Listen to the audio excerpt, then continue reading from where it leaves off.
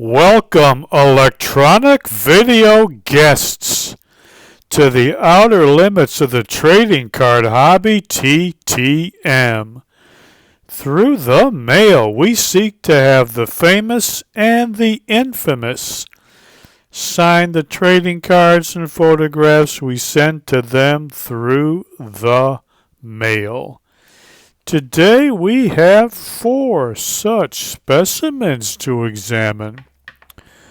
4 trading card autograph request return specimens to examine. And we will be examining these specimens in minute detail. So if you like seeing envelopes being cut open, you've come to the right place. Sit back, relax, get ready to enjoy the fun.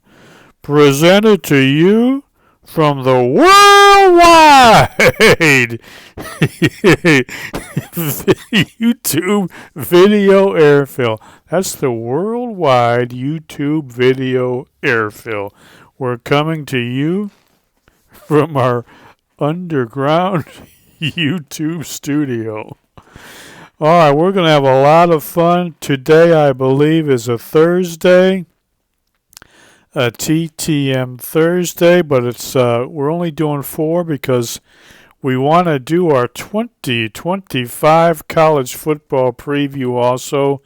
We'll tell you who will be in the playoffs. We'll have a couple of dark horse and sleeper picks. A couple of other things. Before we get started, we got our first college football game Saturday with Kansas State playing Iowa State over there in Ireland. That should be a pretty good team. 2 Big 12 contenders, equally matched. I do not offer a bet on that game because I don't have a strong feeling one way or another. If I was just going to pick on the money line, I'd take Kansas State. I'm not betting on that game, though. But like I said, we got next week is the first full week of college football. You still got time, therefore, to join our college pick'em game. That's the 2025 ESPN College Pick'em. The link to join is in the description field below. The first week's games are already in there. As you can see, it's the confidence game. That means there's 10 games each week. So the 10-point game, the game that's worth the most points, that's going to be the game you think you're the most sure of who's going to win. So let's say in week 1, Alabama will be playing, let's say they were playing some weak team like Furman or something like that, and you're sure Alabama's going to win. That's your 10-point game. A 1-point game is going to be one you're not so sure of, maybe like Texas, Ohio State. So it's going to be 10 all the way down to 1 in the order of the games that you think you're most sure who's going to win. We got some prizes. For whoever wins, whoever gets the most points at the end of the year, you got you a $50 eBay gift card. And look at this. Where's my Stetson Bennett card? We're giving away also college football legend Stetson Bennett rookie autograph patch card. And this is numbered, I think, to 99, isn't it? What's that number on there? 90 to 99. Look at that. Stetson Bennett, we got. You see that? I'm not lying. It's out of 99. Stetson Bennett rookie autograph patch card and a $50 eBay gift card be going to the winner. Right now, there's only 3 of us in there, so we all got a pretty good chance. But if you want to join, you still got time. The games start August 30th. Link is in the description field below. Join that. Hey, our fantasy football league is filled. We got all 10 members. Our draft is August 31st. Thanks everybody for joining. If anybody wants to contribute a prize, email me and let me know. Let me show you my email address. hank.youtube@yandex.com. if you feel like contributing a prize to our fantasy football league. If you want to follow me on Twitter, get right there, but be a big boy, big girl, or big tranny.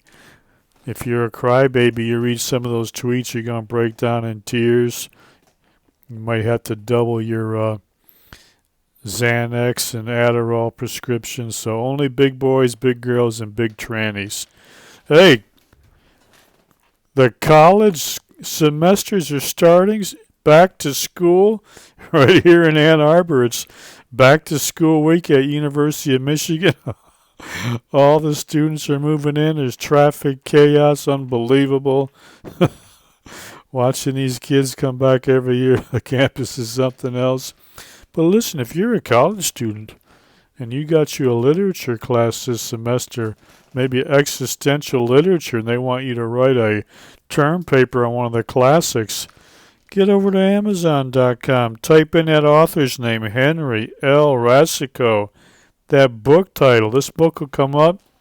It is the perfect novel for you to write a great, great term paper or even a thesis paper on one of the hallmarks of existential fiction.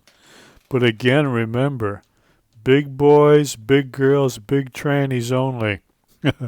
Otherwise, crybabies cannot handle this realistic look at our crazy life. Okay, let's get started with our TTMs. TTMs. That's what we're here for. No mystery. TTM number 1. Coming to us from Portland, Oregon, courtesy of Mr. Frank Funk. I sent him an old vintage rookie card. And home to get some tape off of my scissors. And hopefully he signed his vintage Topps rookie card. Let's see. Let's pull this bad boy out of here and see if he signed it. Look at that beautiful signature on that 1961 Topps rookie card. And that is look at that signature. That is clean as a whistle for a 90-year-old man. Look at that. Frank Funk. Boy, that is beautiful. That is so good. I mean, I'm telling you. Look how clean that is. Beautiful. 1961 Topps rookie card. That is fantastic. Frank was a relief pitcher for 3 years for the Cleveland Indians, 1 year for the Milwaukee Braves, career record 20 wins, 17 losses, had a pretty good ERA, 3.01, and 18 saves. Look at that beautiful signature, would you? 90 years. Look at this sweet old Topps card. What's it say on there? Frank was Toronto's bullpen ace in 1960. That ain't that's the old Toronto minor league team. For you youngsters, they didn't have a big league club back then. Look at that Indian logo too. Look at that. What does that say? He joined the Indians in September 1960. I don't think Topps could get away with using these Indian emblems or logos, whatever you call them anymore. But look at that sweet old card. Thank you, Mr. Funk. Really appreciate it. That is a great signature. Frank Funk, 90 years old. Beautiful. All right, what do we got next? This one's coming to us from Orlando, Florida. Orlando, Florida. All right. Let's see what we got for Orlando. Man, I'm ready for football. So we got our note back. Let's see if there's a trading card in our note. Look at that. Another great signature. Ike Harris, 1976 Topps rookie card. Beautiful. Played his college ball at Iowa State. Speaking of Iowa State, they're playing Saturday, like we said. Was the Cardinals' 4th-round pick in 1974. Played for them for 3 years and 4 years with the Saints. 211 career receptions, 3,305 yards. That's 15.7 yards per catch. 16 touchdowns. Ike Harris. Look at that beautiful old card, huh? 76 rookie card. Ike is now 72 years old. Let me see if he answered any questions on our note. I don't even remember what I asked Mr. Ike Harris. Oh yeah, I asked him of one of his coaches. I said, did you like playing for Coach Dick Nolan? He was great to play for. So was Danielle. I wonder if he means Coryell. Well, he didn't play for the Chargers. Who's Danielle? Danielle? So was Danielle. Not sure who Danielle was. Who was the best cornerback you ever played against? Mel Blount of the Steelers. Yeah, he's a great Hall of Famer. Very good answer. Danielle. Who's Danielle? Would have been somebody with the Cardinals or Saints. Danielle, I don't know. That's just I probably do know, but it's just not coming to it. Anyway, thank you, Mr. Harris. Appreciate it. Let's keep going. All right, this one's here. Reno, Nevada. Look at this. Reno, Nevada. I don't know who's coming to us out of Reno. Let's see. What do they call it? The biggest little town in the world or something? Everybody goes to get their divorce. Oh, Robbie Martin, old Lion. Robbie Martin. Boy, I sent this out a while ago. Glad to get that back. Look at that beautiful 1986 Topps rookie card. Robbie, 66 years old. Wide receiver in college for Cal Poly SLO. That's San Luis Obispo. He was the MVP of the Division II championship game in 1980, where he scored 3 touchdowns. Was the Steelers' 4th-round pick in 1981, never played for them. He played 2 years for the Lions and 2 years for the Colts. Was one of the better punt returners, had 3 career punt returns for touchdowns. He only caught 13 career passes for 196 yards in his 4-year career. Oh, Detroit Lion, Robbie Martin. How about that? 1986 Topps rookie card. All right, here's our last TTM, then we're going to get to our college preview. Sacramento, California. Let's see who we got from Sacramento, California. Feels like there might be a note in this one. There is a note, and there's a trading card in here somewhere. 2 trading cards. Mr. Larry Wolf. Look at that. His 1979 Topps rookie card. Larry, now 72 years old. Utility infielder. Played parts of 4 seasons. 2 with the Twins. 2 with the Red Sox. He had 428 career at-bats. He had 230 with 7 home runs. Larry Wolf, look at that. Sweet. 1979 Topps rookie cards. Thank you, Mr. Wolf. I really appreciate you signing both of those. All right, let me see. I don't remember what I asked him either. I'm sure it was a very, very in-depth question. Let's see, what did we ask old Larry? Do you still follow baseball these days? If so, any current players you like? I still follow baseball. Nobody I follow. I guess he's not a fan of any of these current players, but he still watches. Thank you, Mr. Wolf. Appreciate it. Look at those 2 rookie cards. All right. We are going to, what are we going to do? Our college football preview. Oh, man, oh, man. 2025 college football preview. Let's put that hold it up a little closer. These are the 12 teams that I think will make the playoffs. Those are in order. Like if I was going to do a confidence ranking, which team am I absolutely certain is going to be in the playoffs? And we go down to the one I'm least certain of. I'm absolutely certain Clemson is going to be in the playoffs. That doesn't mean I think they're the best team or going to win the national championship, but I think they've got.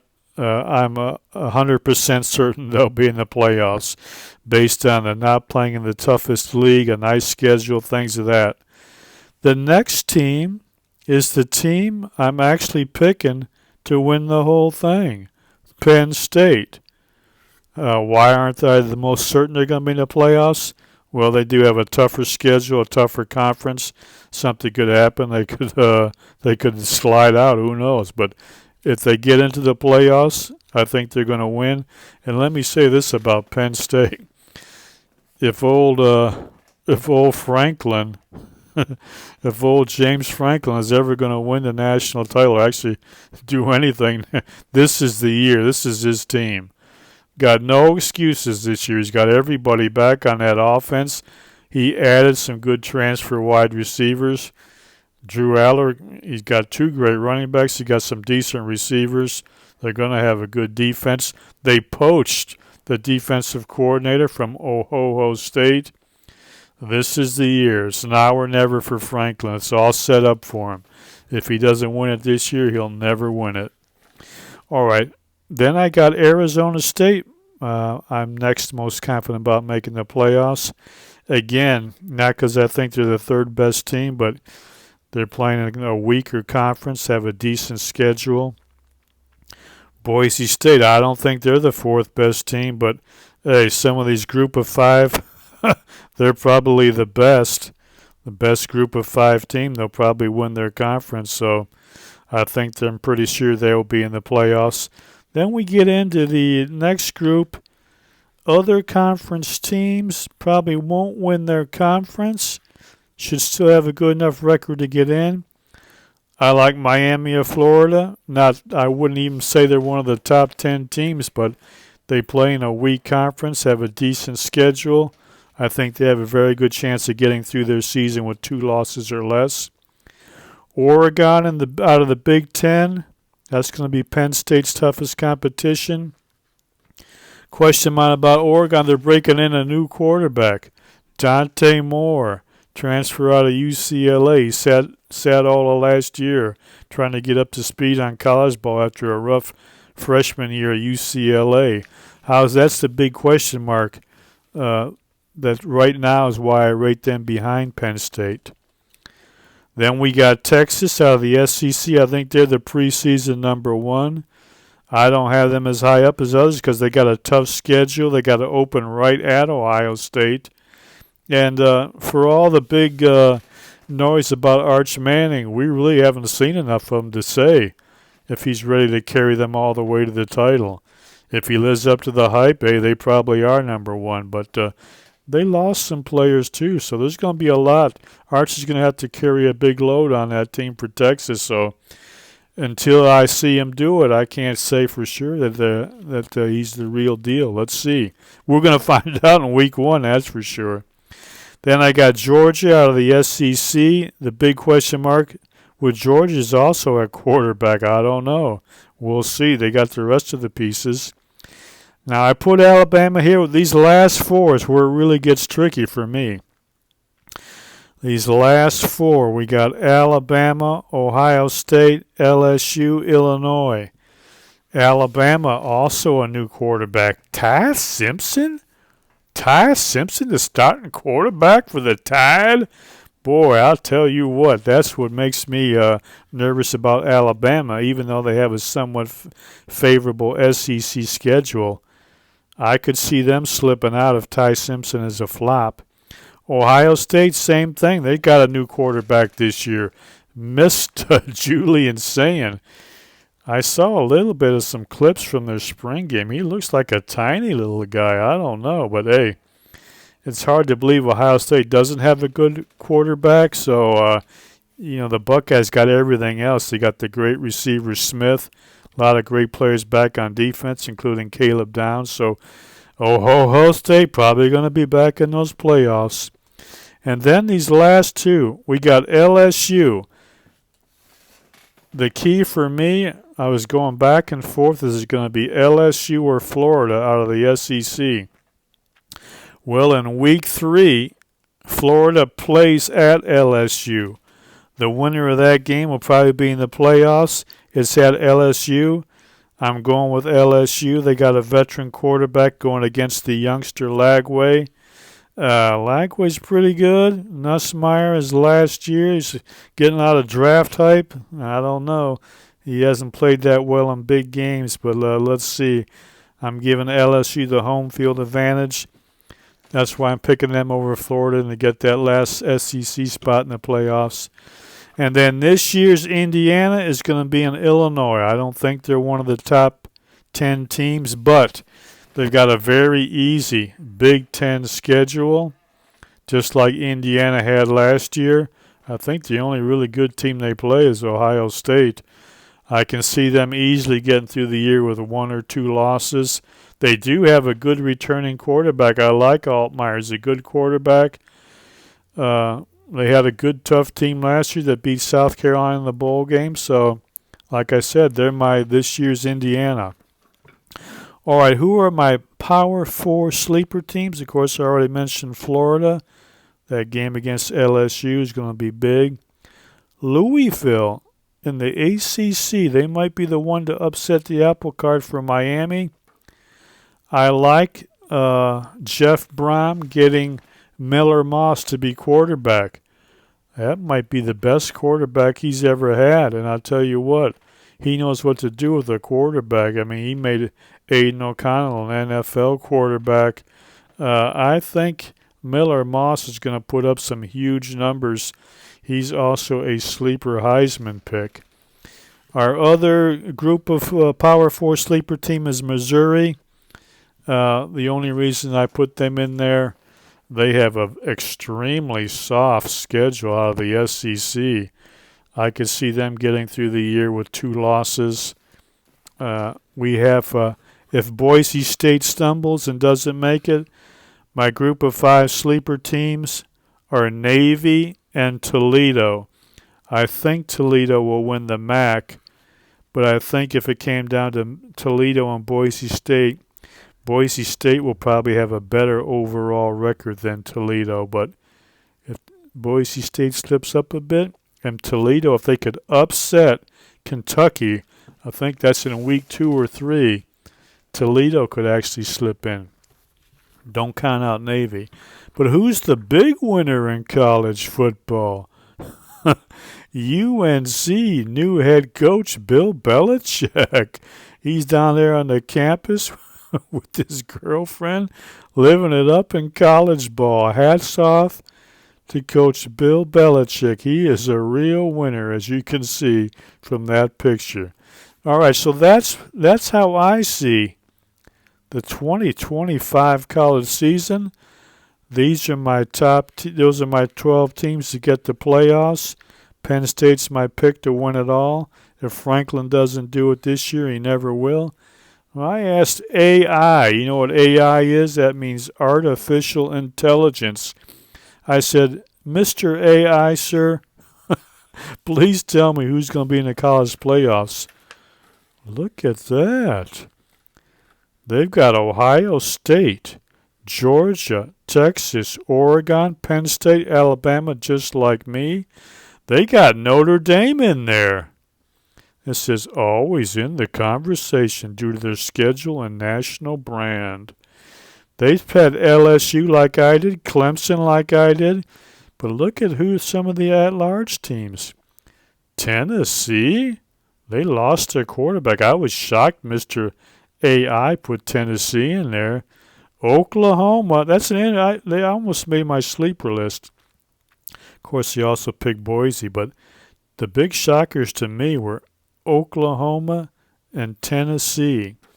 And I'll tell you what, out of those two, the biggest shock is Tennessee because of the quarterback situation. I could see Oklahoma making a run at it. They beat Michigan in week 2. They'll get up there in the polls. Supposedly, this transfer quarterback they got, Mateer, is the real deal. We'll see. They certainly have the defenses they showed last year against Alabama. If Mateer is that good a quarterback as they say, Oklahoma could be a sleeper team. So that's not quite as crazy a pick. although I thought Tennessee was shocking pick. Then they had just missed dark horses. They put my Michigan in there. I can't put Michigan in there just because they're relying on a kid that just turned 18 yesterday, Bryce Underwood. That's asking a lot. A true freshman, just turned 18. He's got to play at Oklahoma on week 2. I would not. They if Bryce Underwood gets Michigan into the playoffs, that'll be one heck of a true freshman season. That'll rival up there with Trevor Lawrence's true freshman season. But I could not foresee that happening. Underwood's got to. I got to see it to believe it first before I put Michigan as a contender. Ole Miss, I don't see that either. I mean, that last year was their chance. They've had chances the last couple of years. They always blow the big game, and now they're starting over at quarterback. I'm shocked to see Ole Miss. Kansas State, they are a strong contender for the Big 12. We'll see week 1 here against Iowa State. But again, I don't see them getting past Arizona State. And I don't think there's going to be 2 Big 12 teams in. Maybe. I don't think so, though. And that's a tough conference. I don't think Kansas State's going to be able to get through the season with 2 losses or less. And they had Utah. That's interesting. Not a bad sleeper pick. We'll have to see. They had a poor season last year. They got a great coach. They usually have a strong defense. It's all depending on how their new quarterback pans out. So we'll see. I don't even know who their quarterback is. I think they had 2 or 3 guys still battling for it. I don't know. I could be off. I didn't really check up on Utah, but they have a great coach. So you know what? It's a possibility. And the Big 12 is not the toughest conference, but AI got Tennessee and Oklahoma in the playoffs. I didn't put Notre Dame in because I don't believe in their new quarterback, C.J. Carr. I think he's going to have some issues. That's, of course, Lloyd Carr, Michigan legendary coach. That's his grandson. He went to Notre Dame instead of Michigan.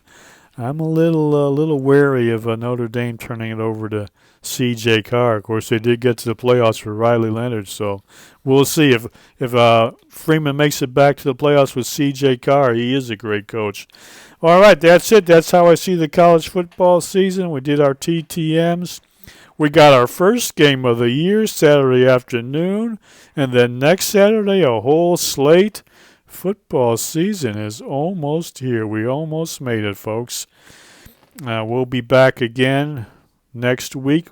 Maybe we'll get our we might even do our NFL preview next week.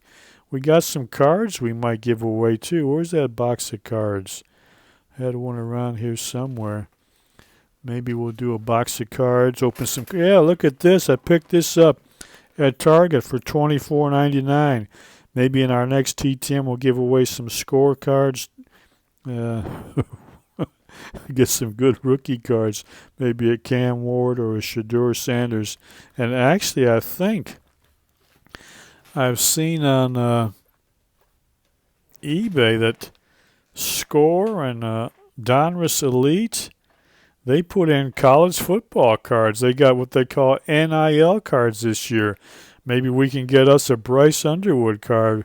I don't know if you can get them out of these boxes or not, but I've seen some of the young college freshmen and sophomores. They've got so-called NIL cards now in Score and Elite, so that'd be something if we had us a Bryce Underwood card in here. And then at some point, let's open up these. I got me a box of Upper Deck The Boys. 1 and 2. I bet these. Have you ever seen this show? If you have and you want me to open them up on video and give away a few, put that down in the comments field. If we get enough people commenting that they'd like to see the boys' cards opened up online, we'll do it. These going to be some great cards. I think you can score some autographs out of here. Does it say? Is there autographs in here? Well, I don't think it's guaranteed, but they do have autograph cards. That would be sweet to get some of those. So, hey, if you want to see us bust open and give away some of these on one of our videos, mention that in the comments field too. And also mention in there who did I and Mr. AI miss out. If there's one team that either me or Mr. IE didn't put in our 12, put that down in the comments field. Who do we miss out in the college football playoffs? Okay, that's it. What a video this was on a TTM Thursday. Like I said, we'll be back soon with more. Until then, as always, remember, enjoy the rest of your life.